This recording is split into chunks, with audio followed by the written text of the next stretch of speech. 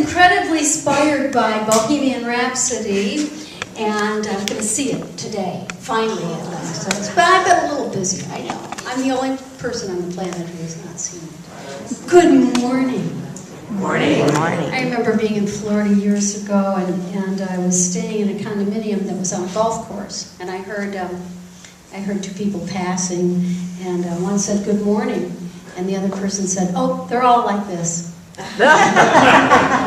Today I want to talk about the power of your words. And the name of my talk is, If You Say So. If you say so, it will be so. In the beginning was the Word, and the Word was with God, and the Word was God. Wow. Ooh. I love all that cosmic stuff that I don't understand. Now I know that I don't have to understand it.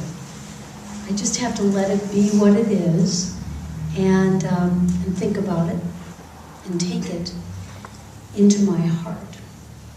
In the beginning was the Word. I love words. Both my parents were born under the sign of Gemini. And Gemini is the great communicator of the zodiac, ruled by Mercury, the planet of communication. I know all this because I was a hippie in the 70s, and if you didn't know your astrology, they didn't let you stay in hippie club. So my parents had great reverence for words. My mother was an actor, my father a businessman, and my father had made it out of a pretty tough South Side neighborhood when he was a kid. And he had the gift of gab, though he was a quiet man. In fact, that was his favorite movie, A Quiet Man. He was very clever. Gemini is a very clever sign, and they always seem to have such, peppy repartee. And I love talking with Geminis. They're the great talkers. But he also had a gift for, it wasn't a gift. In fact, he called it a curse, for sarcasm. And my mother would say, I wish I had that. Wish I had that ability. And he would say, it's not a gift, it's a curse. Because it's an automatic. When you are living by your wits as a kid in a tough neighborhood, and he was a boxer, and he was pretty adept in the ring. And but you had to be clever. You had to be clever, and you had to always kind of know what's next. Growing up with lots of talking, I'm the 7th of 9 kids, with a name like Mary, Megon, Margaret McDonough. I'm sure it comes as no big surprise that, I come from a big Irish Catholic family, and I was raised Catholic. Which I like to say, I hope explains my intense interest in Buddhism and attraction to Jewish men.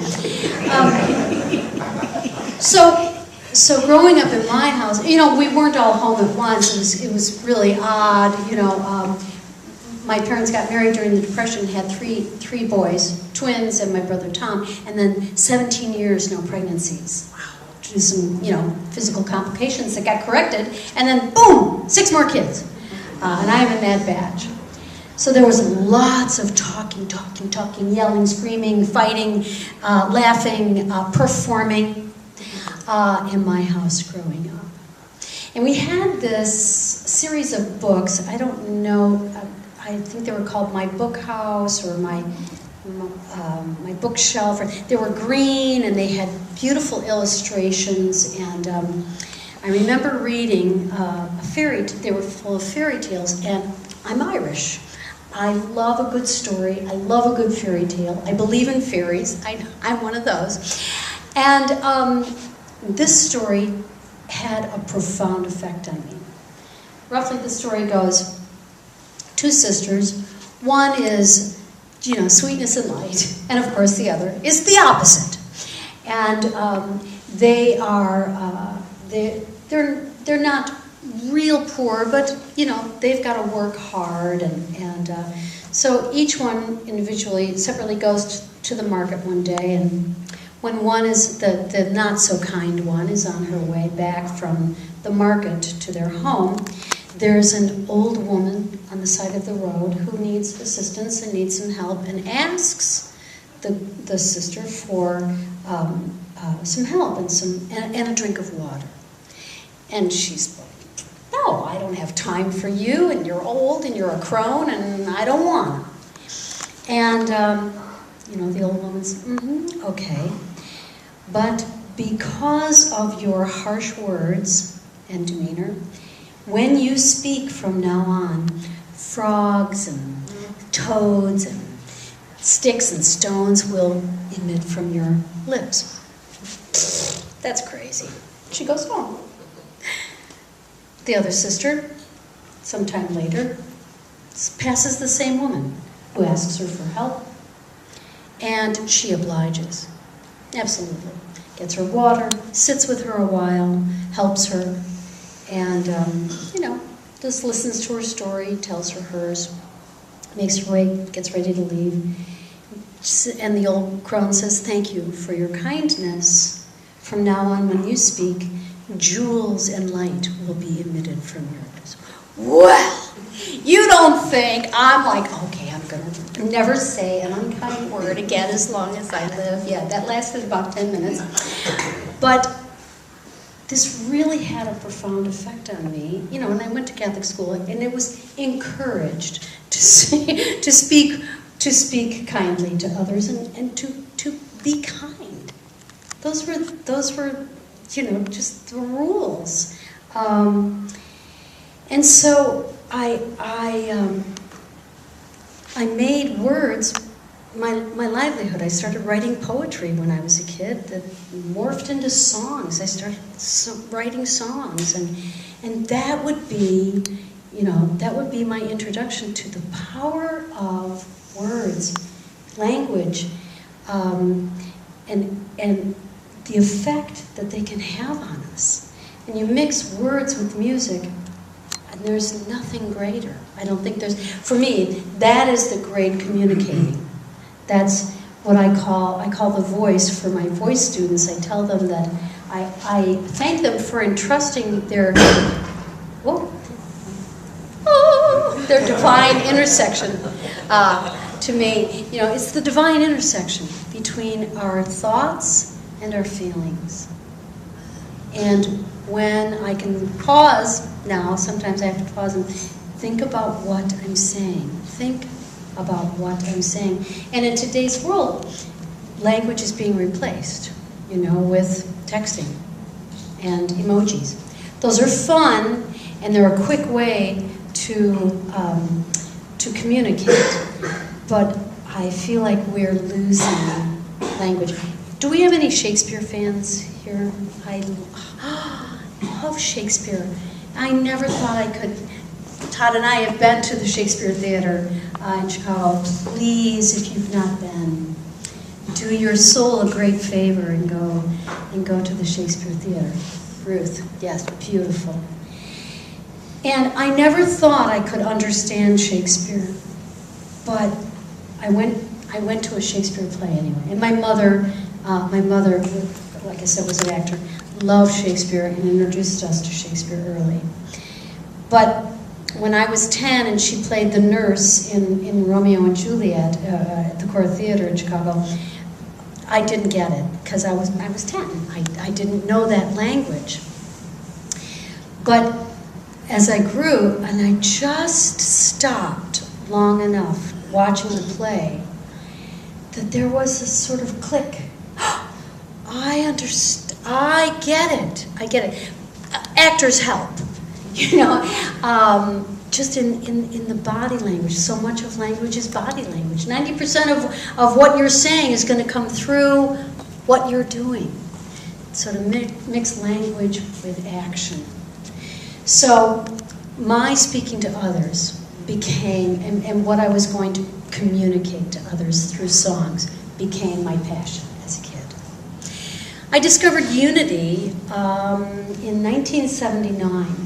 I was hanging out with some recovery friends and they were talking about this author, Emmett Fox. And so I started reading some Emmett Fox, and then found out that I wasn't living in my hometown of Crystal Lake at the time, but there was a Unity Church in my hometown that I went to. And I saw a book called Who's the Matter with Me? And I thought, this is kind of interesting. And then I started hearing about affirmations. The first Unity affirmation I heard was, thoughts held in mind produce after their kind. And I learned that the thoughts I think, be aware of your thoughts, for they become words. Be aware of your words, for they become habits. Be aware of your habits, for they become your character. Be aware of your character, for it becomes your destiny. Now, that has been, that quote has been ascribed to everybody from Gandhi to Emerson to Margaret Thatcher. So, but I do think it came from India. Beware of your thoughts. And I like to say be aware, not beware. Be aware of your thoughts. That's what I learned here. Be aware of your thoughts. Uh-oh. I was breathing down my own neck about every thought I thought. From then on, I was like, I can't think that because I'll make it true. And it's like, slow down. I cannot prevent first thought. No one can. You can't prevent first thought. It's going to pop in. I can prevent second thought. I cannot prevent the birds from flying over my head. I can prevent them, however, from building a nest in my hair. I don't have to entertain a thought. I can let it go, the Buddhist meditation of clouds, thoughts, clouds, thank you. Sometimes inviting a thought in, why, what needs cleaning here? What needs clearing? Beware of your thought, be aware of your thoughts, for they become words. So true. So many times I've spoken out of just an empty noggin, just to talk. Instead of, you might want to take a breath here, Meg. Especially if things are heated. Because, they say, well, you can't take words back. That is still true. That I cannot take back unkind words. And many times, beware your words, for they become habits. So true. If I say it, it is so. If I say so, it'll be so. And if I say it repeatedly, it'll be so. That's the wonder of affirmation. That is the wonder of affirmation. The thing about affirmations for me is, even when it's, really, I don't seem to be getting any results here from this affirmation. One of the reasons for me is I keep what I call checking the souffle. Well, I've said it. How are we doing? You can't check a souffle. You gotta let it bake, baby. Just leave it in there and leave it alone. Just say it. Just say it anyway. For they become habits. Beware of our habits, for they become character. Yes, the thoughts I think and the words I speak will tell you who I am. What I'm doing and what I'm saying is really going to convey really who I am. And people would rather see a good sermon than hear it. Did you know that witnessing an act of kindness raises the serotonin and endorphins of at least 3 people? The person giving the homeless person a buck. The homeless person's serotonin is certainly up because, thank you, gratitude. But to just witness an act of kindness ups your endorphins. Isn't that cool? Sometimes it'll bring tears to your eyes. So we've got the power of words, the power of affirmation. But the most important words, I think, that I really want to be aware of are the words that I am saying to myself. I can be so unkind to myself. thinking that also what comes from, you know, a certain religious upbringing is this shame. These shaming words, you know, that get said enough that you take them in, they're going to land, you're going to plant them somewhere, you know. If you hear them enough, they will get in. And then you will just say them to yourself, because that's how it goes. That's how we learn language. In fact, I was saying it at the first service, when my son Denver was about 8, we were in the car. He was 7 or 8, and Eminem's song Slim Shady came on. Now, you guys, the intro to Slim Shady is really cool. It's really it's really fun, and it's got a great groove. And so my first instinct, of course, is to turn it up, you know. And then I hear the language and the lyrics, and I'm like, whoa! Okay, gotta turn that, you know. And Deborah says, Mom, why did you turn that down? And I said, you know, Denver, this is how it's going to go for at least for a few more years. What gets into your computer is really, a responsibility of mine. I can't control, you know, I want the whole world made of cotton candy if you're in it, but that's not going to be the case. Just for now, when we're together, it's really important that you know, you take in some really good stuff. The other side of that is, whenever we would hear a siren or, you know, an ambulance would pass us, we would say the unity prayer of protection. The light of God surrounds you, the love of God enfolds you, the power of God protects you, and the presence of God watches over you. Wherever you are, God is, and all is well. We would say that for the ambulance, for them, for who they're going to or coming from, everyone involved. And one day, I don't know, I was just so absent-minded, he goes, and there was a siren, and he goes, Mom, the prayer. And I'm like, oh, thank you. Yes. Yes. When you hear the good stuff that you've said to your children coming back at you, oh, it's a good day. That's a really good day.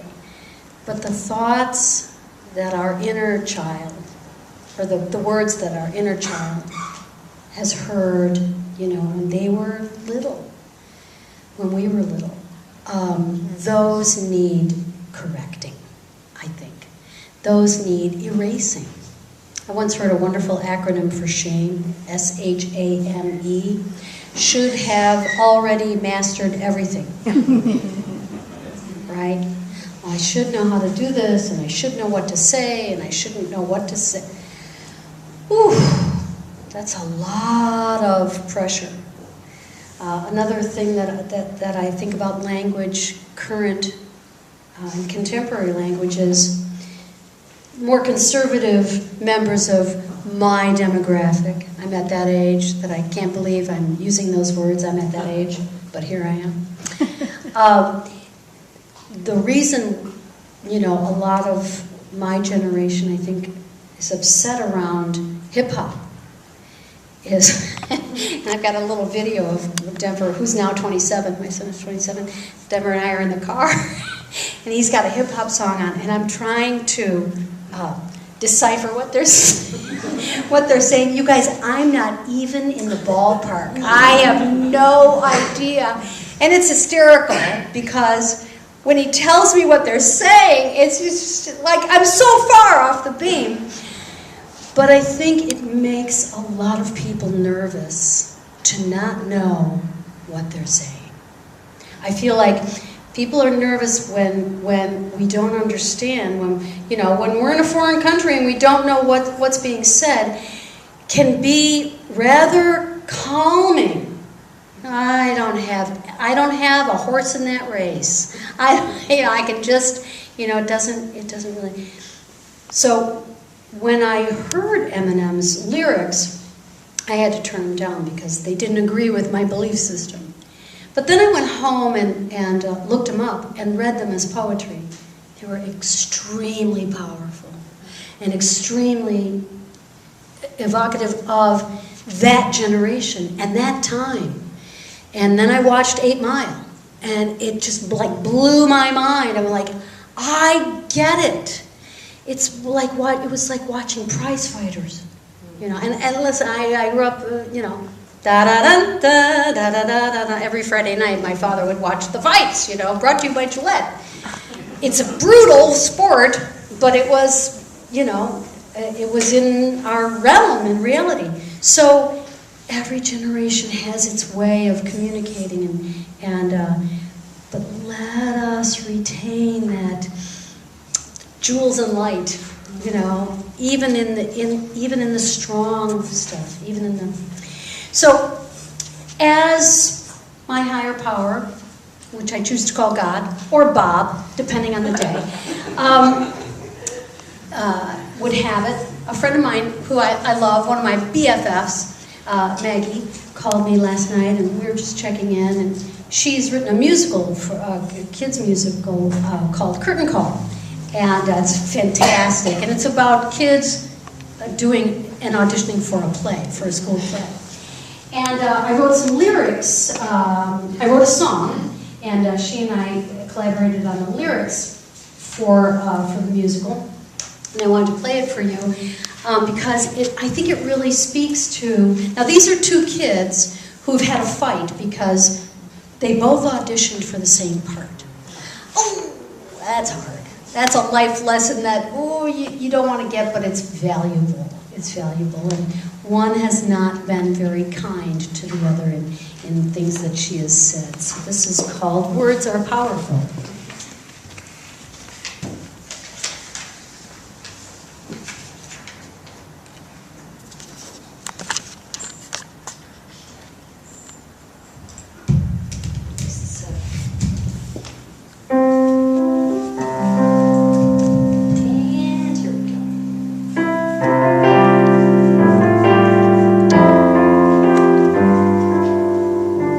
What I said wasn't fair.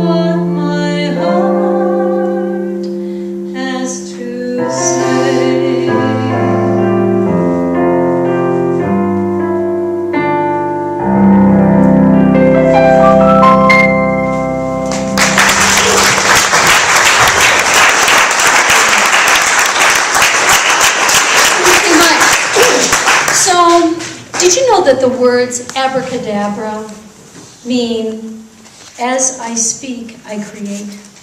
Isn't that unity in a nutshell? Okay. So this week, I'd like to just give you a little game to play with yourself. I want you to write down 3 things that you're going to say to yourself this week that are kind. Just kind. I hope I love you is one of those things.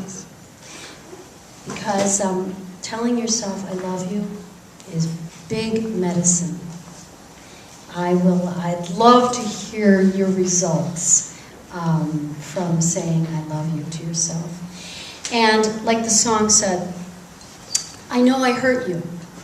And so asking forgiveness of yourself or maybe somebody else that maybe you said something that was unkind or you did something that was unkind. It's okay. It's okay.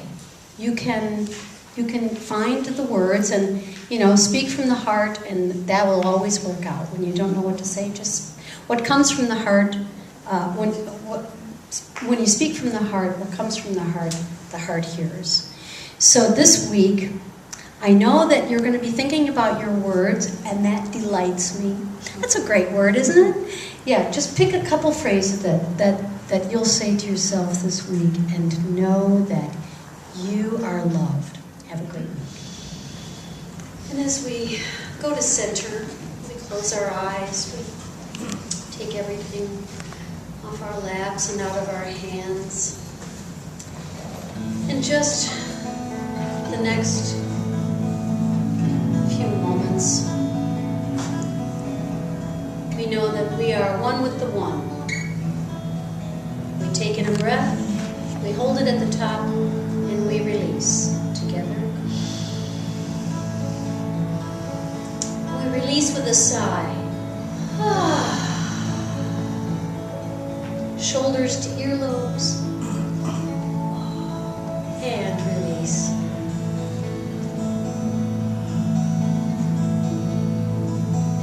Knowing that all is well. To come to you without my list of all life's knots I can't untwist, but just to be here in your midst is all I really need. And to sit here quietly, loving you, you loving me, in the silence, in the peace, is all I need to be.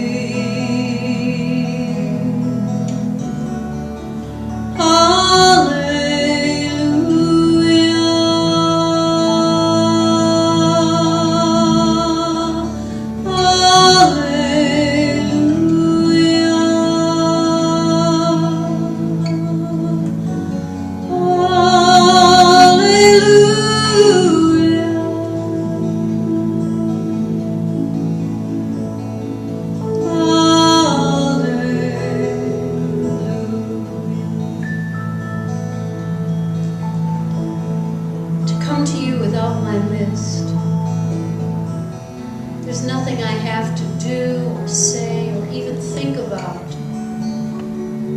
just have to be present to the one.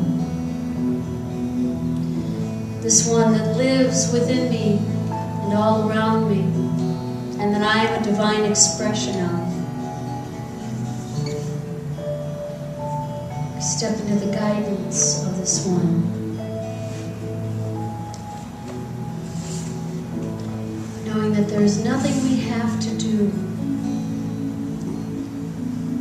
This is a gift that we were born with, that we are one.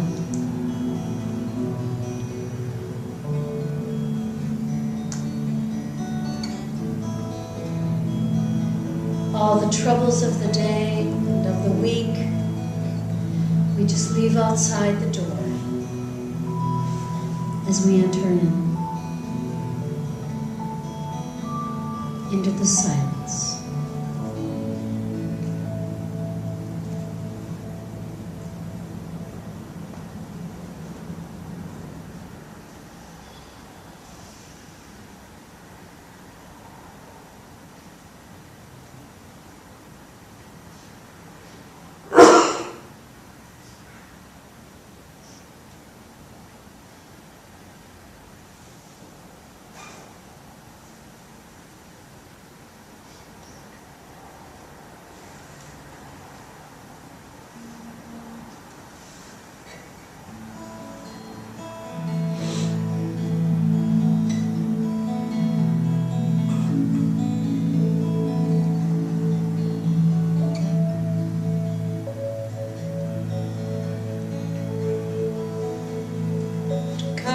come to you without my list of all life's knots I can't untwist, but just to be here in your midst is all I really need. And I sit here quietly, loving you, you loving me, in the silence, in the peace, is all I need to be. Hallelujah,